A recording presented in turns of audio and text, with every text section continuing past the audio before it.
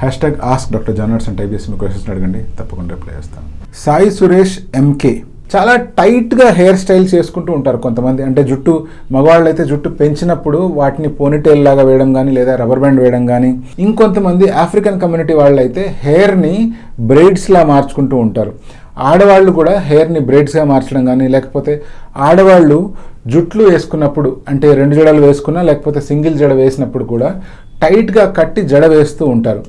ఇలా చేస్తున్నప్పుడు ఇంకా కొంతమంది సిక్ కమ్యూనిటీ వాళ్ళు పగడి కట్టుకుంటారు. అంటే టర్బన్ కట్టుకున్నప్పుడు కూడా ఆ హెయిర్ని చాలా టైట్గా కట్టి దానిపైన పగడి అనేటువంటిది చుడుతూ ఉంటారు. ఇలా జరిగిన ప్రతిసారి హెయిర్ లైన్ ఏరియాలో విపరీతమైన ట్రాక్షన్కి గురవుతూ ఉంటుంది. అందుకనే ఆ ఏరియాలో హెయిర్ లాస్ అయిపోతూ ఉంటుంది. ఇటువంటి హెయిర్ లాస్ని ట్రాక్షన్ హెయిర్ లాస్ అంటాం. ఇలా లాస్ అయిన హెయిర్ రిపీటెడ్గా లాస్ అవ్వడం వల్ల అక్కడ స్టెమ్ సెల్ డిప్లీషన్ జరుగుతుంది. ఆ ఏరియా కూడా బట్టతలలా కనిపించే అవకాశం ఉంది.